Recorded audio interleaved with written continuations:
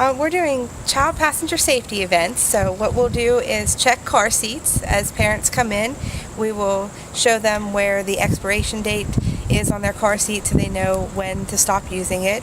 We'll check the straps for the children to make sure that they are properly at the right height and the right location so that they're properly restrained.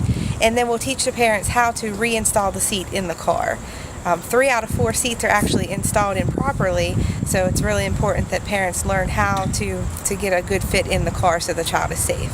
Well, we'll get some information from the parents, and once the seat's out of the car, we're going to locate the manufacturer information for the product model number, the expiration date, and when this was manufactured, and we will compare that with our recall list to make sure that there's no issues with the seat. If parents registered their seat when they purchased it, there's a little postcard that comes with the seat. If they filled out that information, if there is a recall, the company will notify you and tell you what you need to do to fix the recall situation. Once we make sure that everything's good, we'll reinstall it back into the car. Okay, so we'll put the seat here. And in most cars now, there is a latch system, so you don't even need to use the car seat belt to install the seat. So here on the seat, you'll see these little indicators, and this is the latch, and if you feel in there, there are metal rings. This will hook to the metal rings, and there's another one. Usually, if it's a car, you're going to see it back here. SUVs, a lot of times it's going to be on the back of the seat, or maybe even on the floor behind the seat. So that's where the top tether strap will attach. You just clip these in. We've clipped this into the metal. Now we'll find the other one for this side.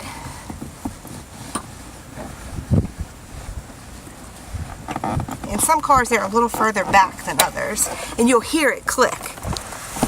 Then you need to position the seat so that it is straight up. You can connect this one with the top tether strap. Now here is the most important part.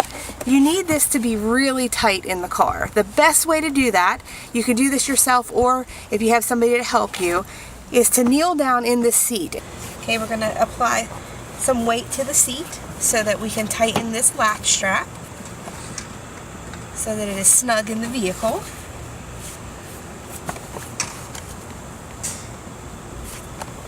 And then we will check to be sure that it's tight enough. Once the child is in the seat, we need this clip to be at armpit level. And since this is a forward-facing seat, this is going to be a little bit older child, anywhere from maybe 1.5, they're going to be forward-facing. These straps need to be at or above their shoulders. You don't want their shoulders to be below, or these straps to be below the shoulders and come up over. So there's other positions here that as they grow taller, we'll be able to move the straps up.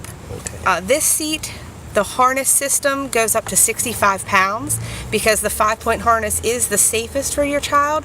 A lot of kids do move into boosters where they're just using the seat belt, and the booster seat is positioning them so the seat belt fits them properly.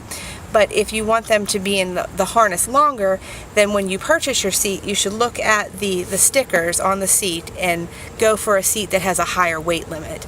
That way you can keep your child in the 5-point harness longer. Most standard seats are just a 40-pound weight limit, but you know, my child is 4 and he's still in a 5-point harness. So we can keep him in here until he's about 65 pounds.